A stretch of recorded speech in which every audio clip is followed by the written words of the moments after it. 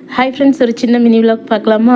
எங்கே பார்த்தாலும் இப்போ பாருங்க, சுகரை கட் பண்ணுங்கன்னு சொல்கிறாங்க. சுகரை கட் பண்ணிங்கன்னா 21 டேஸில் அவ்வளோ டிஃப்ரெண்ட் தெரியும், 1 வீக்கில் டிஃப்ரெண்ட் தெரியும்னு சொல்கிறாங்க. சரி, எல்லாருமே சொல்கிறாங்களே, ஏன் நம்ம ட்ரை பண்ணக்கூடாது அப்படின்னு சொல்லிட்டு, சரி ஒரு 21 டேஸ் சேலஞ்ச் மாதிரி நம்ம எடுத்து பார்க்கலாம் அப்படின்னு சொல்கிறதுக்காக இன்றைக்கி பார்த்திங்கன்னா நான் ட்ரை பண்ணுறேன். பார்ப்போம் எவ்வளோ நாள் ட்ரை பண்ணிடுங்கன்னு.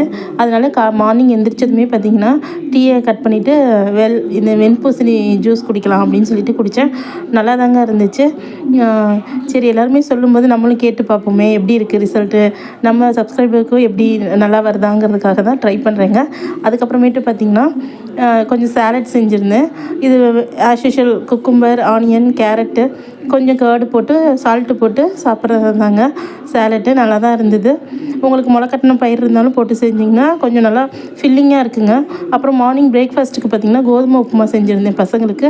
ஸோ நான் என்ன பண்ணினேன், எனக்கு சேலட் சாப்பிட்டனால அவ்வளோ பசி இல்லை. ஸோ அதனால் இந்த உப்புமாவை என்ன பண்ணினேன், மதியம் நம்ம லஞ்சு சாப்பிட்றதுக்கு பசிச்சா சாப்பிட்டுக்கலாம் அப்படின்னு சொல்கிறதுக்காக எனக்கு மட்டும் தனியாக எடுத்து வச்சுருந்தேன். இது கோதுமை உப்புமா அப்படிங்கிறதுனால ஸ்டீம் பண்ணி எடுத்து வச்சுருந்தேன். அப்புறமேட்டு தாளிக்கும் போது பார்த்திங்கன்னா எப்போயும் தாளிக்கிற மாதிரி தான் கடுகு, கடலை பருப்பு, உளுந்து போட்டு தாளிச்சிட்டு, அப்புறம் வெங்காயம், தக்காளி, பச்சை மிளகா, வரமிளகா போட்டு உப்பு போட்டு நம்ம இது வேக வச்சுருந்தோம் பார்த்திங்களா கோதுமை சேமியா, அதையும் போட்டு எடுத்துடலாம்.